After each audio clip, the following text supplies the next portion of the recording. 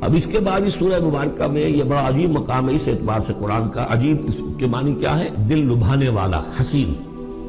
یہاں اللہ کے تقوی کا جو مقام اور مرتبہ واضح کیا جا رہا ہے اللہ کی نگاہ میں، اگر واقعتاً حقیقی تقوی ہے، صحیح تقوی ہے، قلب کا تقوی ہے، جیسے کہ حضور فرماتے تھے اپنے دست مبارک سے 3 مرتبہ آپ نے اشارہ کیا اپنے سیرہ مبارک کی طرف.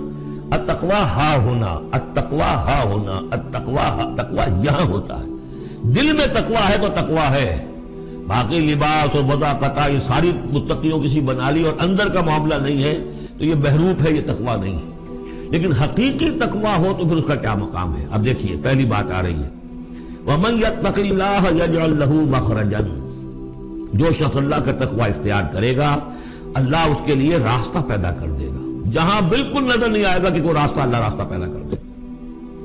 بالکل نظر نہیں آ رہا تھا موسیٰ کے ساتھیوں کو کہ اب کیسے بچیں گے، پیچھے لشکر آگے سمندر ہے، اللہ نے راستہ پیدا کیا.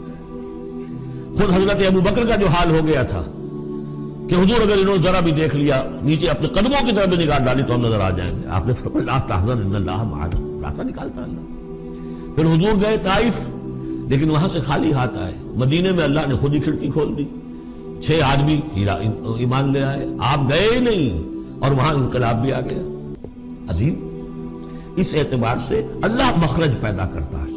تم صحیح طریقے پر چلتے رہو، تقوی اختیار کرو، صحیح راستے پر جد و جہد کرو. یہ کام اللہ پر چھوڑو. کب اسے منظور ہے اس کا کامیاب ہونا؟ جب ہوگا وہ راستہ ایسا کھول دے گا کہ تمہیں گمان بھی نہیں ہوگا. وَيَرْزُقْهُ مِنْ حَيْثُ لَا يَحْتَسِبُ، اور اسے رزق دے گا وہاں سے جہاں سے اسے گمان بھی نہیں ہوگا.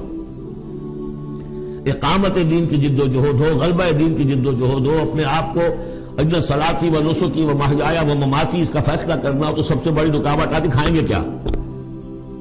تو اللہ تو کہتا ہے راضی میں ہوں. ہے ایمان اور یقین اس پر؟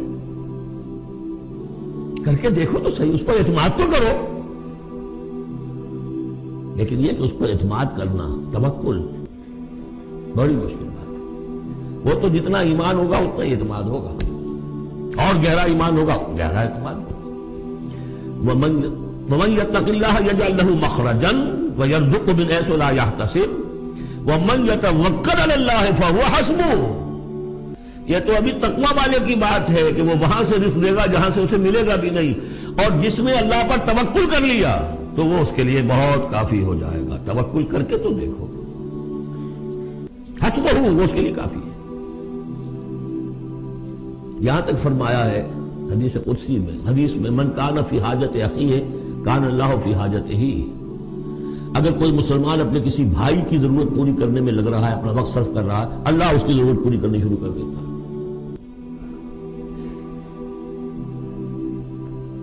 فکر ماں در کار ماں آزار ماں، کار ساز ماں بے فکر کار ماں. یہ فارسی شاعری کے اندر یہ دینی حقائق ہے.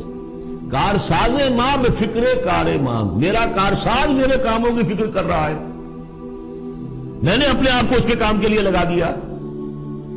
وہ دنیا میں بھی ذرا سا بھی کوئی شریف انسان ہوگا، آپ اس کے ہو جائیں وہ آپ کو چھوڑ دے گا پھر کہیں؟ شرافت ہو، مروت ہو اس میں. آپ اللہ کے بن کر تو دیکھیے. پھر وہ کارساز ہے.